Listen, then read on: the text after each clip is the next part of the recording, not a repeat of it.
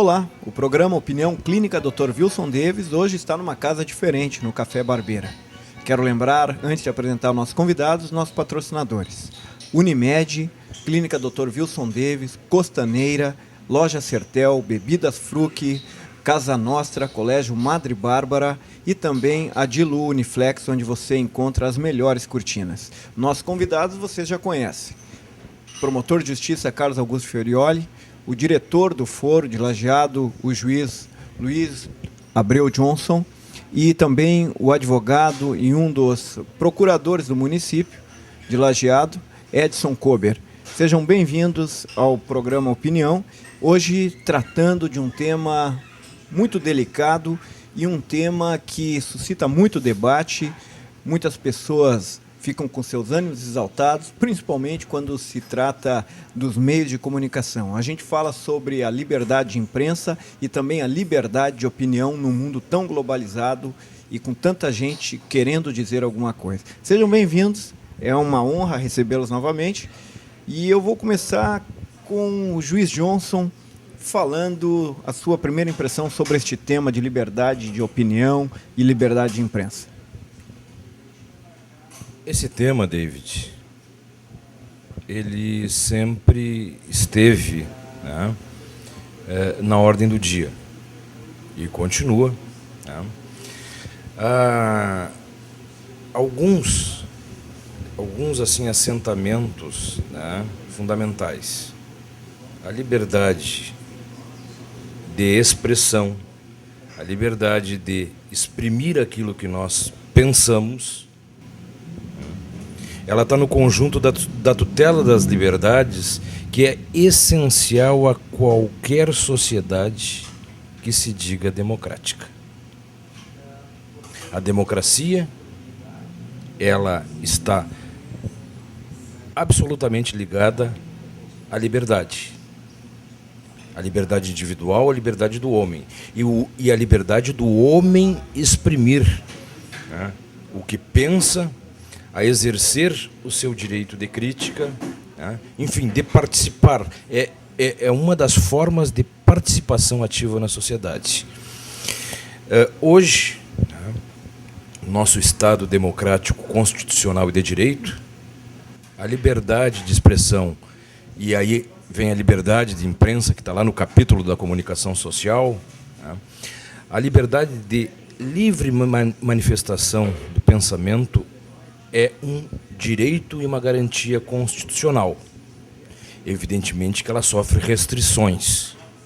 E quais são essas restrições? Não é um direito absoluto. A liberdade de expressão e de manifestar e de manifestação, ela encontra os seus obstáculos justamente, né, no outro indivíduo ou na sociedade. Eu não estaria autorizado a usar esse microfone e sair proferindo calúnias, injúrias, né, difamando a pessoa de qualquer um. Um programa gravado como está aqui, a prova já estaria pré-constituída. Né? Então ela sofre a limitação para convívio social, justamente, né, no excesso. Isso vem sendo reconhecido, né?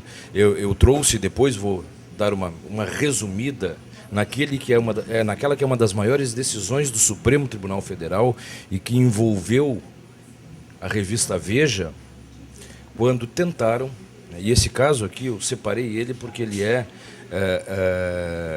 daqueles casos paradigmáticos, né? Quando tentaram, através do Supremo Tribunal Federal, calar algumas vozes da imprensa brasileira.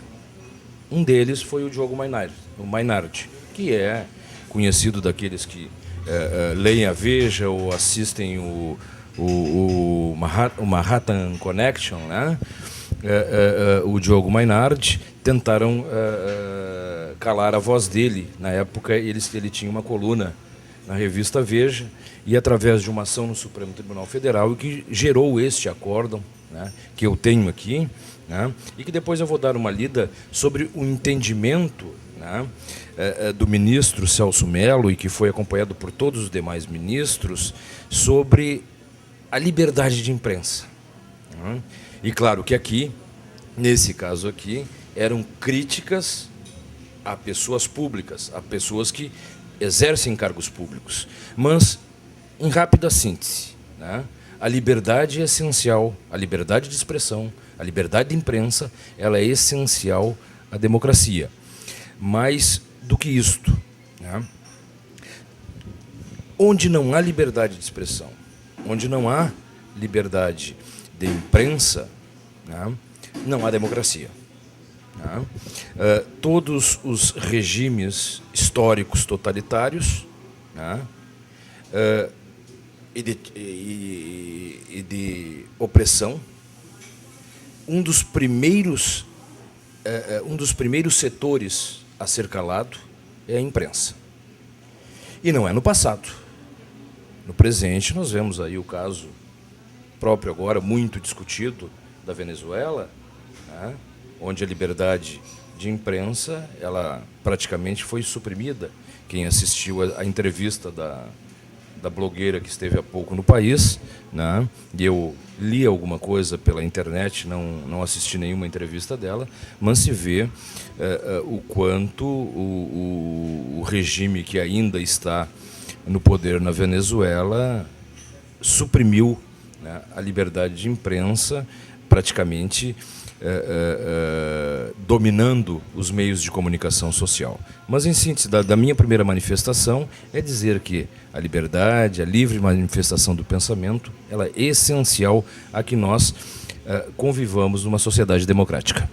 É muito interessante, Edson, porque quando o juiz fala sobre a questão da essencialidade de um Estado ter esta manifestação, esta livre manifestação, a gente sabe que desde a época do contrato social, desde a época que se consolida o Estado Democrático de Direito, já ancorado nos ideais iluministas, o poder falar e o poder se pronunciar é constituição de um Estado. Agora, qual é o limite disso? As tuas primeiras palavras sobre o tema. Não, David, assim, ó, realmente essa questão eu acho que não é só uma questão do Estado, é uma coisa inerente a qualquer ser humano, a liberdade de expressão. É da essência, da natureza do ser humano ele precisar se expressar, ter a leitura do que ele vê e concluir e ter a sua opinião a respeito disso, né? Eu concordo com o Dr. Johnson que um Estado sem imprensa livre ele não é um Estado democrático, tranquilamente. Agora, e isso está consubstanciado na nossa Constituição. E que bom que seja assim. Só que nós temos uma outra situação com a questão da liberdade de expressão e de imprensa, e que a gente muitas vezes, e aí é uma briga que eu tenho, que eu acho que na imprensa brasileira não há uma liberdade, e a liberdade, eu vou dizer direto isso, a liberdade de imprensa no Brasil é de acordo com o interesse e a visão do dono do meio de comunicação. E aí, quando eu falo isso, eu não falo isso de pequenos meios de comunicação, eu falo de meios de comunicação de massa, de grandes meios, né? Por exemplo, do monopólio da mídia, que não se ataca aqui no Brasil e não se mexe nisso. Para ver como esse poder é tão forte, a Argentina, e aqui o ex-porta-voz da Presidente da República, o Franklin Martins, quis fazer isso, e a Dilma, agora, quando assumiu, ele se afastou e tal, tinha a discussão da lei de médios, que foi aprovada na Argentina, né? E aí, a lei de médios batia na Rede Globo, praticamente, da Argentina, que era o Clarim. E houve uma rebelião. É um grande conglomerado, né? Que tem TV a cabo, tem jornal, tem rádio. É o que a Globo tem, praticamente o domínio dos canais. Pega a net, aí a Globo praticamente domina todos os canais. Mas a lei de médios da Argentina, houve um boicote, depois foram para o tribunal, enfim, houve mobilização, porque mexeu, e a mídia é um grande poder, é o quarto poder não institucionalizado, mas é poder, né? E aí, aqui no Brasil, nós tínhamos essa necessidade, e o governo que está aí também não enfrentou isso até agora. né?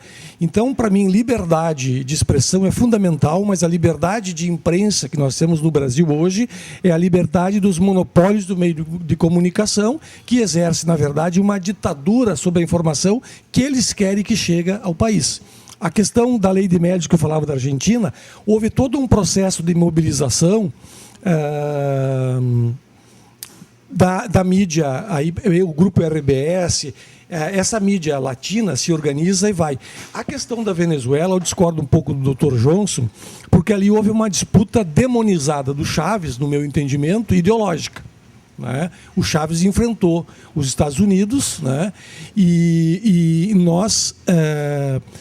houve um problema com uma rede de TV, não só de TV, na Venezuela, que, segundo o Chaves, né, ajudou a dar o golpe no governo dele em 92, se não me engano. Quando ele voltou ao poder, o que ele faz? Porque rádio e televisão é uma concessão, ele não renova a concessão. E aí veio todo um discurso de falta de liberdade de expressão e de imprensa, certo? Mas é uma faculdade do gestor público, aqui no Brasil também, de renovar ou conceder. Aliás, essa questão da concessão dos meios de comunicação, a gente também pode discutir isso, né? Historicamente foi isso. É isso que aconteceu. Aí a mídia se reúne e passa uma versão, mas eu não ouvi nenhuma entrevista do Hugo Chávez para detalhar esse tipo de situação. E passa uma versão só.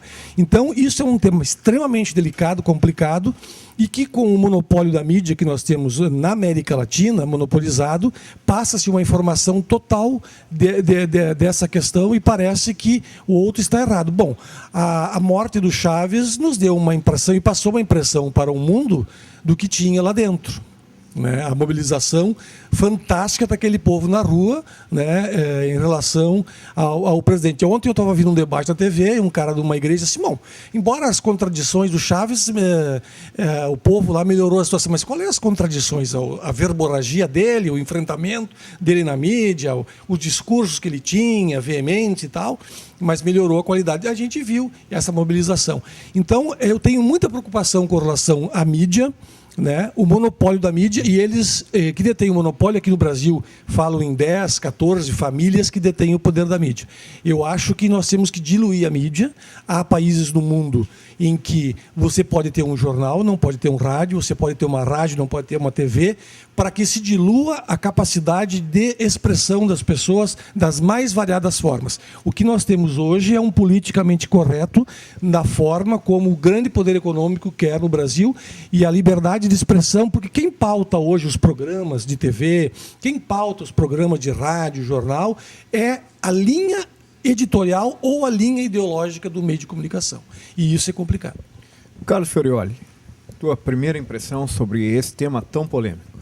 Eu separo, David, e o Dr. Johnson, o Dr. Comer, separam a questão da liberdade de expressão e a de comunicação, de imprensa. A de expressão, ela está assentada no processo comunicativo de todos os seres vivos. E, obviamente, o ser humano, no seu desenvolvimento da comunicação, ele vai, como disseram, vai esbarrar quando ela atinge o determinado direito através, hoje, de um procedimento calunioso, difamatório ou injuriante a outra pessoa, seja ela física, natural ou uma pessoa jurídica. Então, o processo de comunicação, ele, muitas vezes desconhecidos por muitos, acaba no exagero, no excesso, atingindo e se vai em busca de responsabilização.